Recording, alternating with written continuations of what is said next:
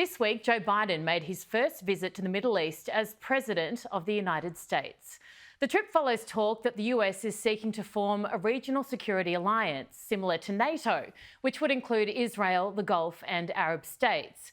It was also a blatant hunt for oil amidst an American energy crisis. Sounds familiar. I note with interest the Chinese Communist Party mouthpiece media have gone big on coverage over the past couple of days. And I quote, "Middle Eastern powers are very sensitive to the weakening US power in the region.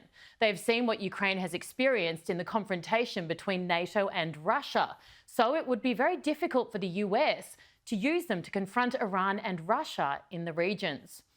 Well, the agenda is obvious, but hard to pinpoint a part of that paragraph that's actually wrong. Anyone who disputes that the Chinese view Russia's invasion of Ukraine as a test case is kidding themselves. There's no doubt. And Taiwan, well, they're sitting ducks.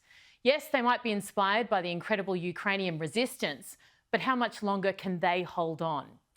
And what would war in our region mean here in Australia? I don't think any of us want to find out. Now back to Iran, who are supplying weapons to Russia, by the way.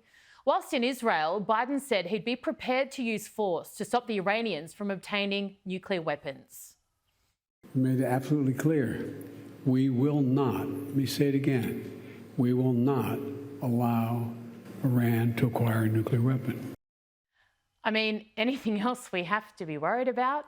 The world is an increasingly dangerous place, and a beefed up and nuclear-armed Iran should scare the living daylights out of us all. So should the fact that Vladimir Putin is apparently making a trip there this week to attend a trilateral meeting with the Iranian and Turkish president.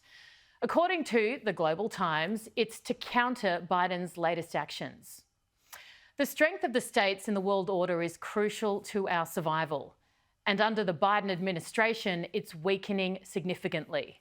Not just from a political perspective, like the ill-timed US withdrawal out of Afghanistan, but personally, the president is not well.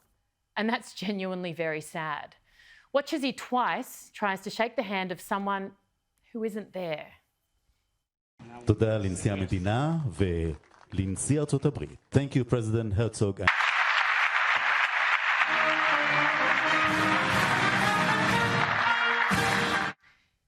It is so sad, but it is also more terrifying. Our only hope, our only way forward is self-reliance. We need to be able to hold our own ground. Punch above our weight, yes. And we are running out of time to do so.